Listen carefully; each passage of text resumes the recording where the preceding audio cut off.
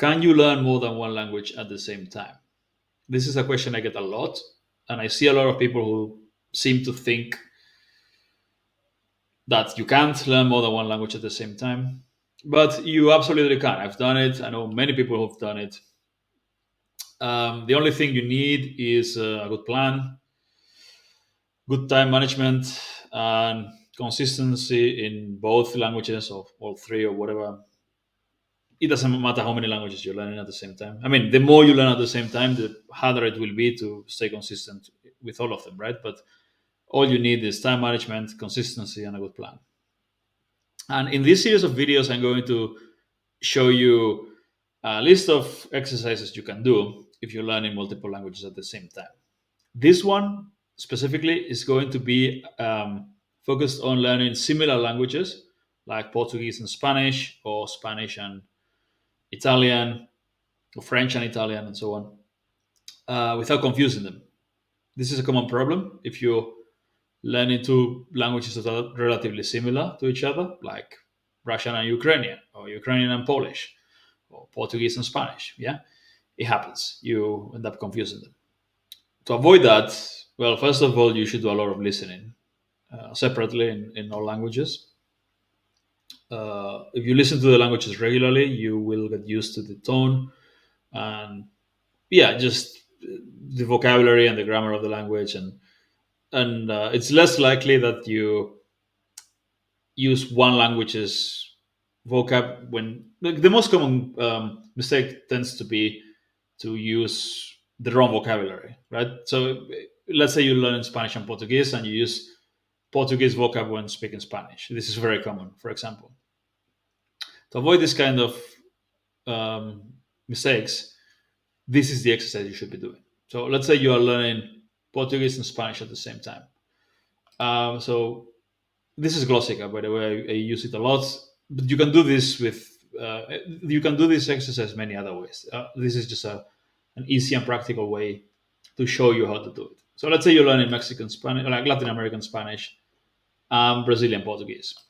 So the way you would do it is listening to both, like sentences in both, right next to each other.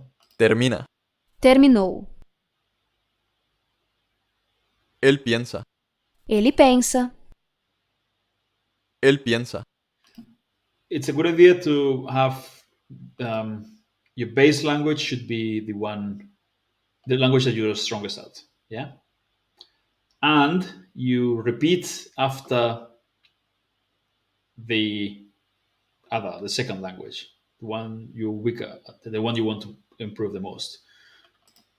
You could also repeat after both, but I recommend for that you should time increase the time intervals. Otherwise, it's going to be very hard to repeat the Spanish, then repeat the Portuguese while Portuguese is already playing. Él piensa. Él piensa. Ele pensa. Él piensa. Hace frío. Hace frío. Está frio. Está frío. Voy a caminar. Voy a caminar. Vou a pé. Vou a pé. Vamos. Vamos. Vamos lá. Vamos lá. Termina. Termina. Terminou. Terminou. You can do it like this.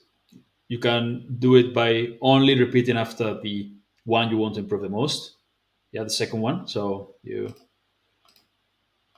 shorten the time intervals and you Termina. Terminou. terminou. Hace frío. Está frio. Está frio. Vamos. Only the second Vamos one. lá. Termina. And you can also do it simply by, like, without repetition, just without saying the sentences aloud, just listening to them and paying attention to look at how similar they look, but pronunciation is very different. So you should pay attention to small details. Terminou. Él piensa. Ele pensa. Voy a caminar. Vou a pé. Termina. Terminou. Hace frío. Está frio. And Brazilian Portuguese also sounds kind of weird to me because I'm much more used to Portugal Portuguese, which sounds very different.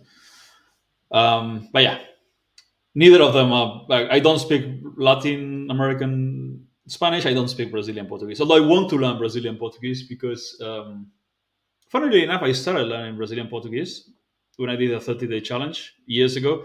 But since then, because I live in Spain and I go to Portugal relatively often, I end up switching to Portugal Portuguese, which sounds very different. Está frio. Yeah, but anyway, you can do this if you're learning two languages at the same time that are very similar. If you're learning three, you can then change. And let's say you're learning four of them: Spanish, Italian, Portuguese, French, all related. French is slightly more different,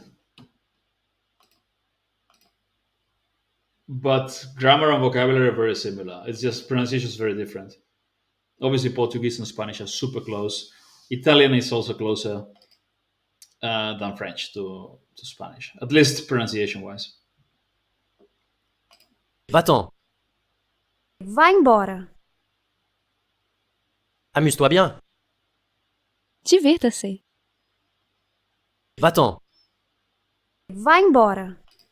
So yeah, if you learn three or four, then let's say you do French and Portuguese, then switch to Portuguese, Spanish, Spanish, Italian if you're doing four, and you take turns. But again, this is something you should do for the regular listening and repeating exercises. But really important to also do a lot of listening in both of them, or three, four, whatever how many languages you're learning, because if you listening to the languages regularly, you will, when you speak, it'll be much easier to distinguish. If you just learn some words and some grammar or something, it's gonna be a mess. Do a lot of listening, and also very very important, and I'll make another video with that. Language islands.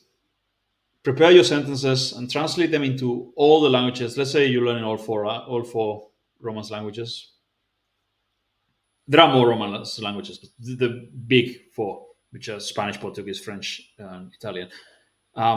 Create your document with like your sentences in English, and then Spanish, French, Portuguese, Italian, and you review the whole list repeatedly with the sentences right next to each other, so you notice the differences.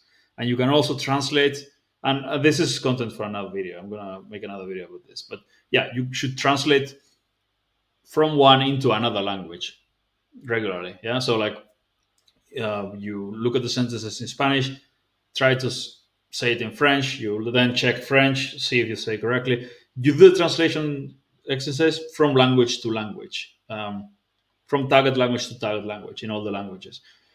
This is a very good way to learn not to mix them. So yeah, but I'll make a video explaining that in detail. For now, yeah, listening and repeating, or just listening, same sentence in both languages. Super useful. Do it, and you learn not to mix languages.